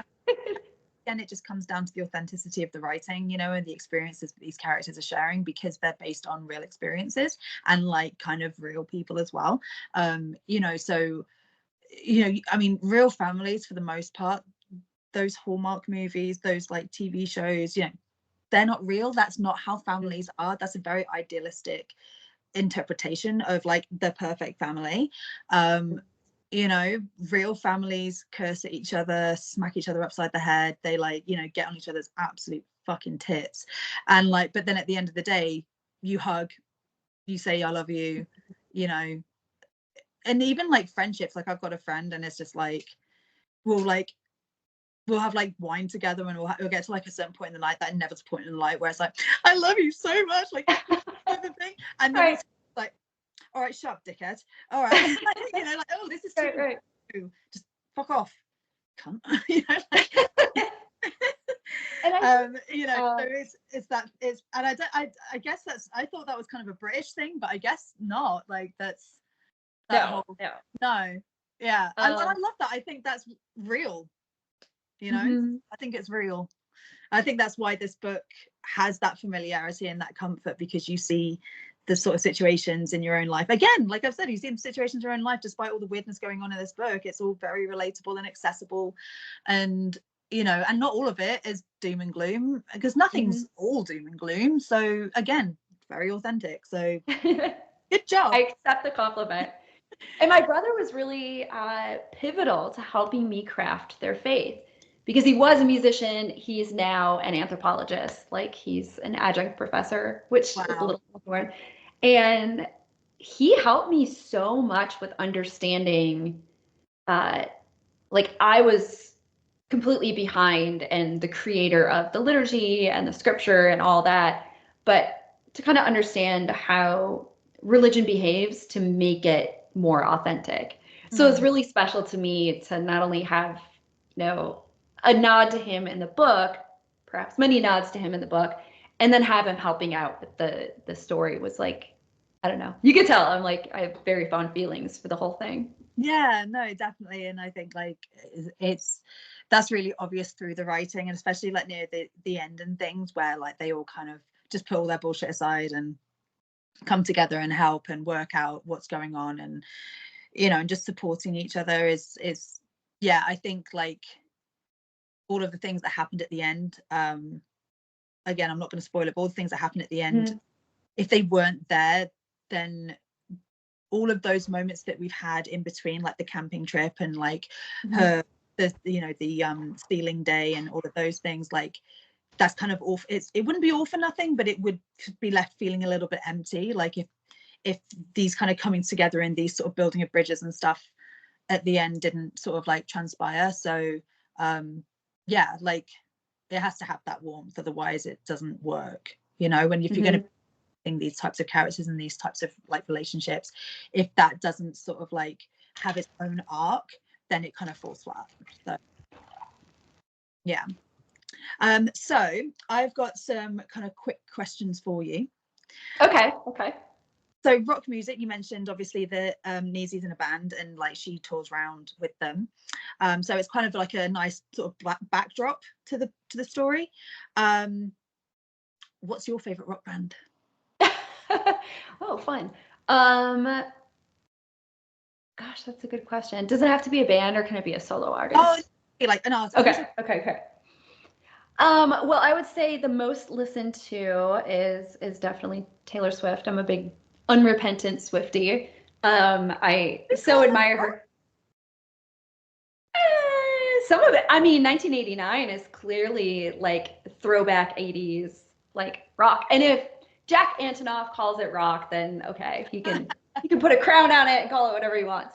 Rock band. I also a bit of Taylor Swift. I'm not throwing shade. Right. Gosh, I have to scroll through my phone. This is such a great question. I'm actually like a really like an album person. I don't necessarily follow like one band or one solo artist's like entire discography. So I guess like throwback rock bands. I love Fugazi. And it's funny because I've had Waiting Room in my head for like the last 2 weeks and I've been humming it and whatever. So I love Fugazi. And they kind of have a similar vibe to, I think, Ebb's band, The Dead Undead. And yeah, I love Jane's Addiction. I've got so many like throwback bands. And of modern artists, holy hell, I'm gonna you know what's gonna happen? I'm gonna have to tell you, and you're gonna have to put it in the show notes because it's hard to say. When I put you on the spot, I didn't know if you had like that's my go-to. Like my go-to is usually Queens of the Stone Age. Like I've followed them like most of my life. I've seen them in concert. Like they were the reason. Like Josh Homme was the reason that I learned guitar. You know, like it was a whole thing. I don't play guitar anymore, just for the record. I started dating and then I didn't have any time. Oh, not just date. God, that sounds bad, didn't it? I mean, like just having a social life and coursework and things. So guitar totally understood. You know what I will say? You know, I'd mentioned before that I'm like a very devout person. I love a lot of worship music. And there's this guy who kind of straddles the line between, you know, dealing with faith and then dealing with like secular life. And his name is John Mark McMillan. Okay. He's like, I've seen him in concert like 2 or 3 times. I adore him. And he has this cool, very realistic understanding of, you know, this complicated relationship he has with his faith and wrestles with these ideas of feeling abandoned or, you know, being in a religious community. He sort of started out in a like Baptist/evangelical community. As he's deconstructing his faith and as he's asking the deep questions and asking the confusing and difficult questions in his music. And also the music is great. It's almost like Southern Bruce Springsteen. Oh, and I adore him. I listened to his album live at the something. He's got a live album and it's all of his songs and he brings in all these musicians I love. So yeah, John Mark McMillan is just like tops in terms of like, yeah, okay. I guess rock. All right, cool. Yeah, I'll have to check that out. Like, yeah. I mean, you had me at like Southern Bruce Springsteen. I was like, I can vibe with that. All right, most important question: Team Marsden or Team Gregor? We all know where I stand. But... Okay, I got to tell you something. Oh, okay. Inside scoop. Book 2. It's not a spoiler. Gonna not be. I created a character who may or may not have, you know, close relationship with some of the other characters, but Felix, I'm Team Felix all the way. Felix there, and you will meet him, and he is delicious and wonderful, great fun to write, and he is blood mad, and he is sort of like that sophisticated, urbane vampire character that you're looking for, and then also like, I don't know, he's wonderful. Yeah, this description is giving Damon Salvatore to me so far. But like colder. He's Older. not colder. Oh, like cold. yeah, Okay. he's very like humanity cut up, like Shaft. Yes. Yes. Hey. Because he grows up in this. That's what was really fun about writing Bloodmad, is creating Bloodmad like society from scratch, and to see how their origins could inform how they set up their society. Right. And their number one value is like essentially status, because they're all fighting for the same resources. And so Felix and his sister May, who are the best, I adore May and Felix, grow up in this environment that is super cutthroat and super, there's no affection at all in their families. There's no warmth or whatever. And, you know, having May and Felix interact with Mina, who is very affectionate, who is very warm, they're like, what is this feral little cuddly, you know, street cat? Like, who are you, Mina? And does she become like, that pet? She may or may not be. That's a great word for her in this, like, this little troika of like the three of them.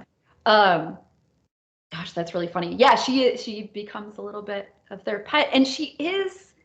I feel like Mina is very like adoptable and very like just want to care for her and like shake her by the shoulders.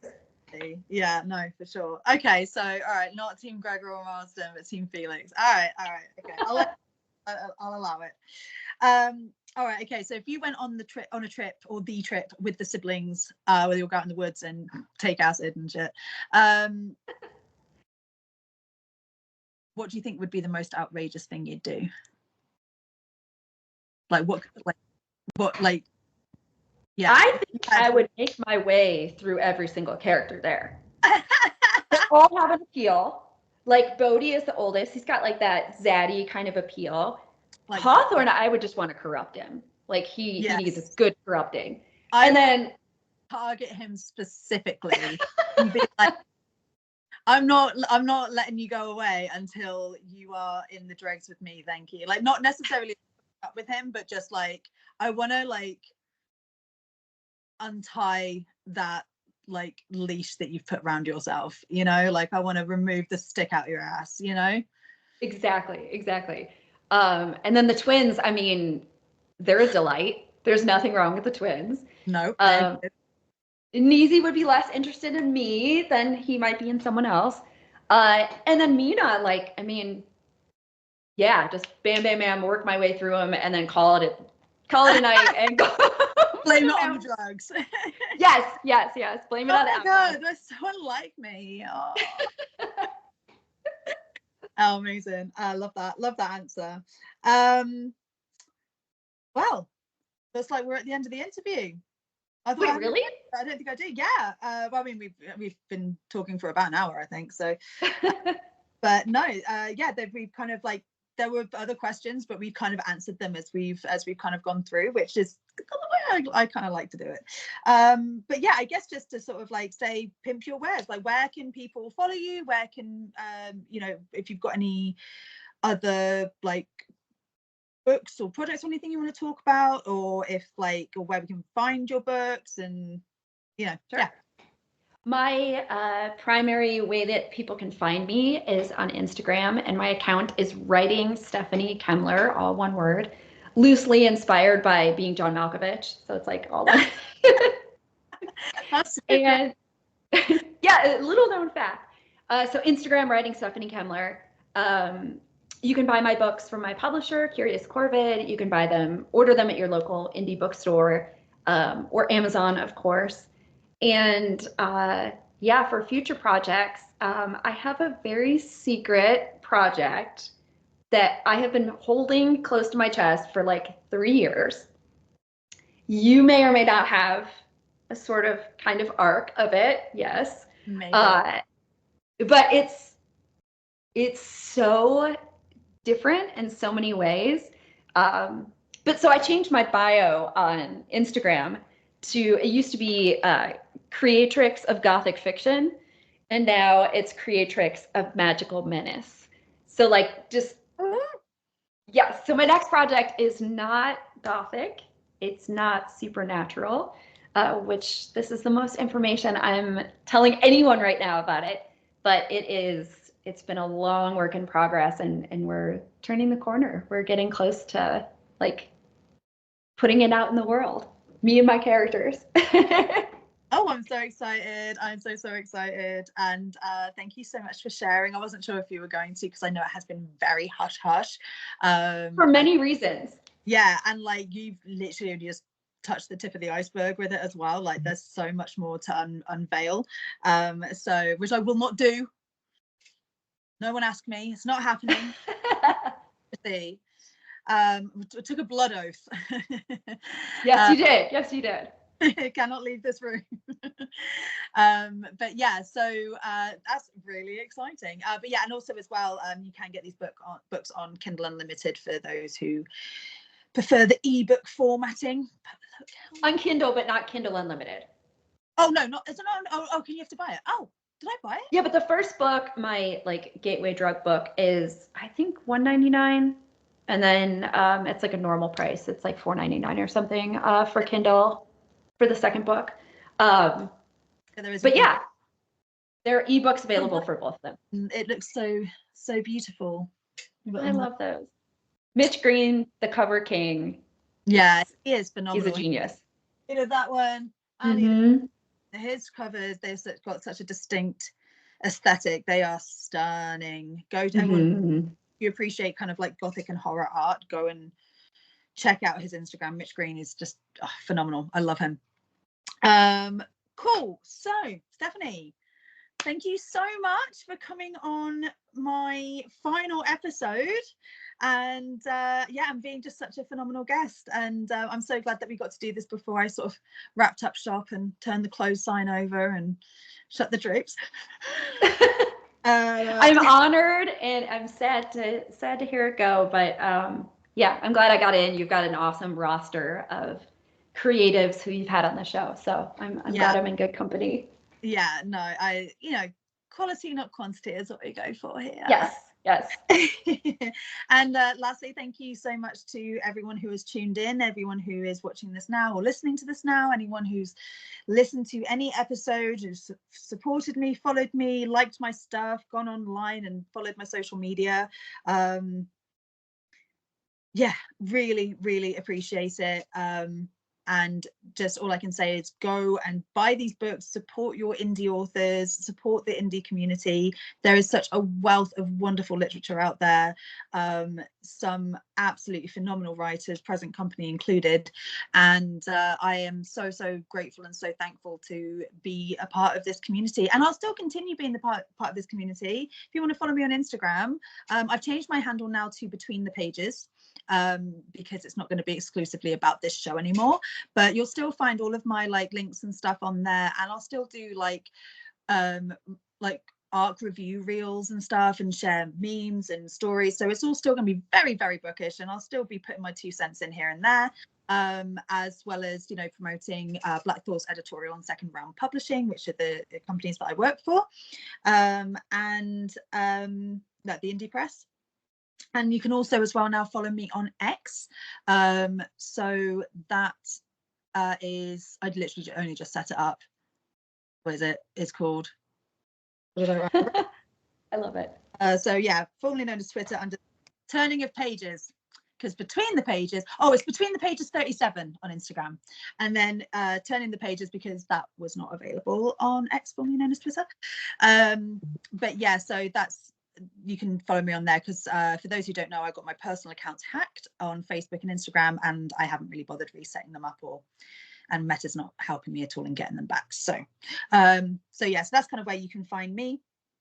And obviously check out my YouTube channel, which will have all of these videos on, and other things, and TikTok as well is still under the old Kate on Drew's book reviews, and that will just still have like the arc reviews and whatnot on there also. But yeah, don't stop supporting indie, don't stop supporting indie authors, buy and read all the books, and happy reading. Thank you so much. Bye.